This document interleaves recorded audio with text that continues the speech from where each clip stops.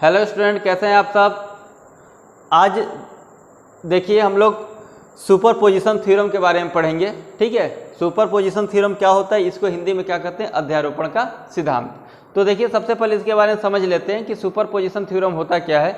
इसमें हम लोग क्या कर सकते हैं, अगर मल्टीपल चार्जेस हैं तो मल्टीपल चार्जेस की वजह से जो फोर्स लगता है उसको हम लोग क्या कर सकते हैं, निकाल सकते हैं, इसमें कैलकुलेट कर सकते हैं। ठीक है, तो सुपरपोजिशन थ्योरम यही होता है कि जहाँ मल्टीपल ऑफ चार्जेस होते हैं तो उनसे फोर्स कितना अप्लाइड होता है। ठीक है, यही चीज़ निकाला जाता है। तो इसी को हिंदी में हम लोग क्या कहते हैं, अध्यारोपण का सिद्धांत। तो यानी आवेशों का अध्यारोपण का सिद्धांत बोला जाता है। ठीक है, तो चलिए हम लोग देखते हैं कि आखिर सुपरपोजिशन थ्योरम से मल्टीपल चार्जेस से फोर्स कैसे कैलकुलेट किया जाता है। तो हम लोग लेट कर लेते हैं कि हमारे पास एक चार्ज ये है, एक चार्ज ये है, और एक चार्ज ये है, और एक चार्ज ये है। हम कहीं भी चार्ज लेट कर सकते हैं, कोई प्रॉब्लम नहीं है। मान लेते हैं कि ये क्या है, Q1 है, ये Q2 है, ये Q3 है, और ये क्या है, Q4 है। तो इसमें देखिए हम लोग क्या करते हैं कि जब सिस्टम ऑफ चार्ज होता है तो इसमें से किसी एक चार्ज पे हम लोग कंसीडर करके देखते हैं कि बाकी और जितने भी चार्ज होते हैं उनके इफेक्ट क्या होते हैं। ठीक है ना। तो जैसे मान लीजिए हम Q1 पे कंसीडर कर लेते हैं, यानी Q1 को हम लोगों ने क्या कर लिया, कंसीडर कर लिया। तो हम लोग देखेंगे कि Q2 Q1 पे क्या इफेक्ट डालता है, Q4 Q1 पे क्या इफेक्ट डालता है, और Q3 Q1 पे क्या इफेक्ट डालता है। ठीक है, तो यानी किसी एक चार्ज को हम लोग क्या कर देंगे, स्टैटिक्स मान लेंगे, और बाकी लोग का इफेक्ट देखेंगे क्या है। ठीक है, हम किसी भी को मान सकते हैं, Q4 को भी लेट कर सकते हैं, Q3 को भी, Q1 Q2 को भी, और Q1 को भी, तो जैसी इच्छा होगी। ठीक है, तो यहाँ पूरे चार्ज को हमने क्या माना हुआ है कि मान लेते हैं ये पॉजिटिव चार्जेस हैं। ठीक है, सब क्या है, पॉजिटिव चार्जेस हैं। तो हम लोग देख लेते हैं कि Q1 पे Q2 Q3 और Q4 क्या इफेक्ट डालते हैं। तो अगर हम यहाँ Q2 से Q1 की ओर जाए, गए तो कितना हो गया, यानी Q2 से Q1, Q2 से Q1 हो गया। फिर अगर हम लोग कहाँ जाए, Q4 से Q1, Q4 से Q1। फिर अगर हम लोग Q3 से जाएं,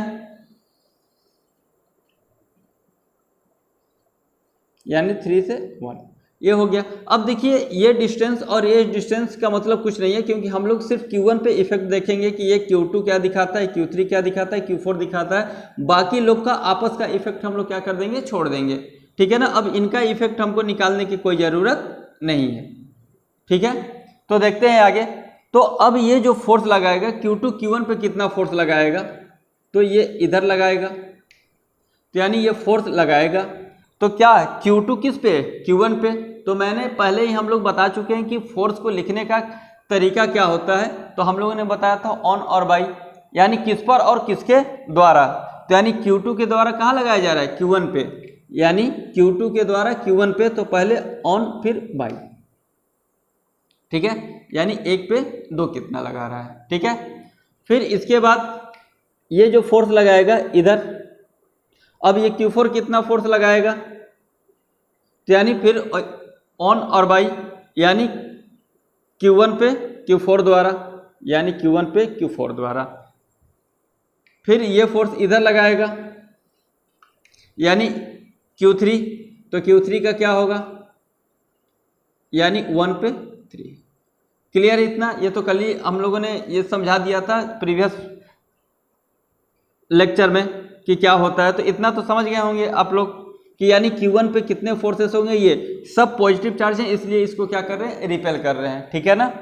तो अब देखिएगा ध्यान से, तो अब निकाल लेते हैं कि हम लोग का फोर्स कितना हुआ। ठीक है, तो यानी फोर्स ऑन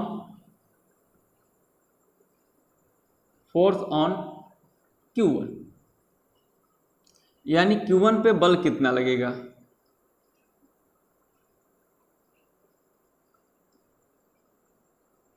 लगने वाला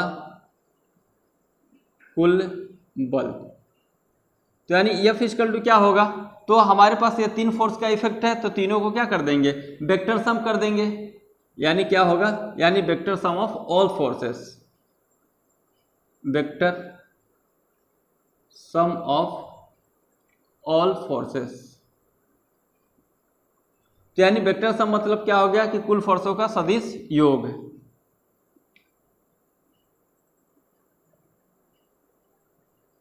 यानी बलों का सदिश योग यही होता है। तो देखिएगा कैसे अब डिफाइन कर सकते हैं इसको। तो डिफाइन करना हुआ तो हम लोग क्या कर सकते हैं इसमें, तो यानी वेक्टर एफ इक्वल टू, तो हमारे पास ये है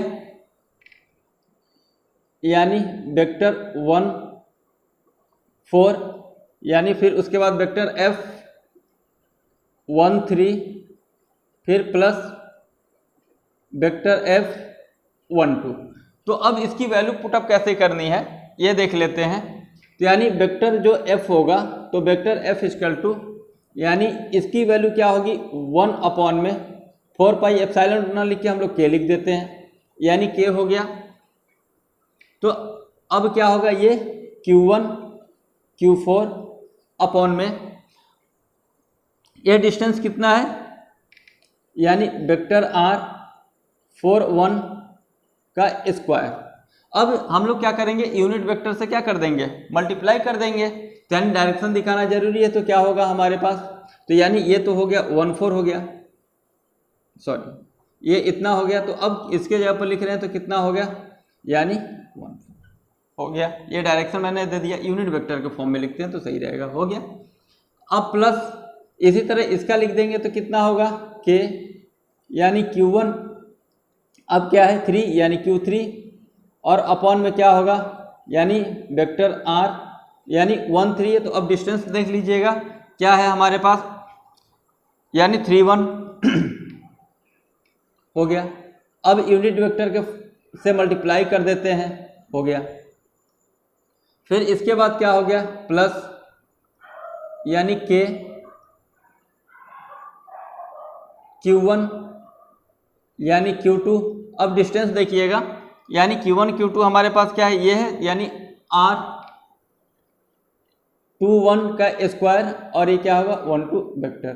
तो अब मान लीजिए और भी फोर्स रहेंगे तो प्लस डॉट डॉट करके ऐड कर देंगे, ठीक है। तो यही होता है हमारा सुपरपोजिशन थ्योरम, ठीक है। तो सुपरपोजिशन थ्योरम कोई खास है नहीं, बस हमको क्या देखना होगा कि पूरे टोटल ऑफ जो जितने भी सिस्टम ऑफ चार्जेस होंगे, जितने भी चार्ज होंगे, ठीक है, उसमें ये देखना होगा कि किसी एक फोर्स पे बाकी का इफेक्ट क्या होता है, ठीक है। तो इफेक्ट देख के हम लोग क्या करेंगे, सबका वेक्टर सम कर देते हैं, ठीक है।